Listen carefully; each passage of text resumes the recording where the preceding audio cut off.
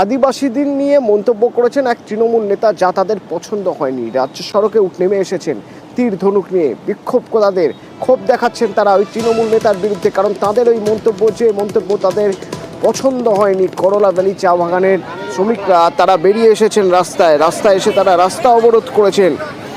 তীর ধনুক নিয়ে অসম্ভব অবরোধ করে বিক্ষোভ দেখানো হচ্ছে।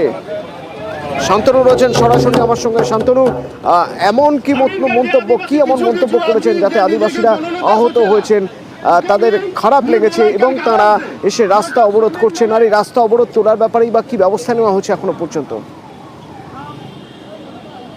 দেখো, মূলত গত 11 তারিখে কিন্তু কালী পুজোকে কেন্দ্র করে এখানকার যে করলা ভ্যালি চা বাগান রয়েছে সেখানে একটি সাংস্কৃতিক অনুষ্ঠান ছিল। সেখানে তৃণমূলের অনেক নেতাই উপস্থিত ছিলেন, শ্রমিক সংগঠনে, এবং সেই মেলাকে কেন্দ্র করে কিন্তু একটি জুয়ার আসর বসেছিল বলে তৃণমূলের আরেক নেতা SC/ST সেলের যিনি চেয়ারম্যান রয়েছেন তিনি একটি ফেসবুকে মন্তব্য করেছিলেন। তিনি মন্তব্য করতে গিয়ে এক জায়গায় লিখেছিলেন যে শেখরা সোনা বোঝে এবং অন্যদিকে শুকুরে চেনে কচু। এই শব্দটার উপরই কিন্তু আপত্তি তুলে মূলত করলা ভ্যালি চা বাগানের যারা আদিবাসী শ্রমিক রয়েছেন তারা কিন্তু পথে নেমে এসেছিলেন।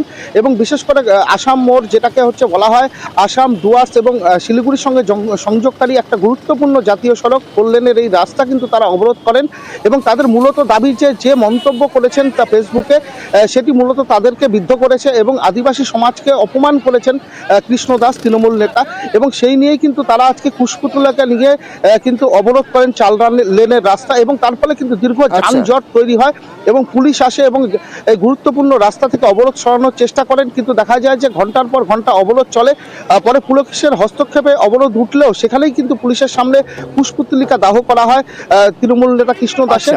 পাল্টা কৃষ্ণ দাসও কিন্তু এর প্রতিক্রিয়া দিয়েছেন এবং তিনি বলেছেন যারা এই ধরনের ঘটনা ঘটিয়েছে তারা মূলত চা বাগানে মদ এবং জুয়ার আসর বসাচ্ছে এবং তাদের সম্পর্কে লেখার কারণেই কিন্তু তাকে বিদ্ধ করা হয়েছে। তিনি আদিবাসীদের সম্পর্কে কোনো মন্তব্য করেননি বলে দাবি করেছেন এবং তিনি পাল্টা এই আন্দোলনের বিরুদ্ধে আবার একটি আন্দোলন সংগঠিত করারও হুঁশিয়ারি দিয়েছেন এবং তিনি বলেছেন যে আবার তিনি আদিবাসীদেরকে নিয়েই কিন্তু ময়দানে নামবেন, এর জবাব দেবেন।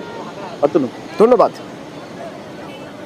আমাদের আদিবাসী লোককে অপমান করা হয়েছে। কৃষ্ণ দাস নিজের ফেসবুকে জুয়ার একটা ভিডিও ছেড়ে বলছে করলা ভ্যালিতে আদিবাসীরা নাকি মদ খাচ্ছে, জুয়া চালাচ্ছে, আমাদেরকে বলে ওইটা বলে কালচার। এটা উনি কে? ও কেন বলবে এই কথা? ওকে আদিবাসীদের কাছ থেকে ক্ষমা চাইতে হবে। আদিবাসী সম্প্রদায়কে অপমান করবে আর আদিবাসী লোক চুপচাপ থাকবে, এটা হতে পারে না। এটার জন্য প্রতিবাদ জানাইতে আমরা পদে নামছি, জাতীয় সভা অবরোধ করছি।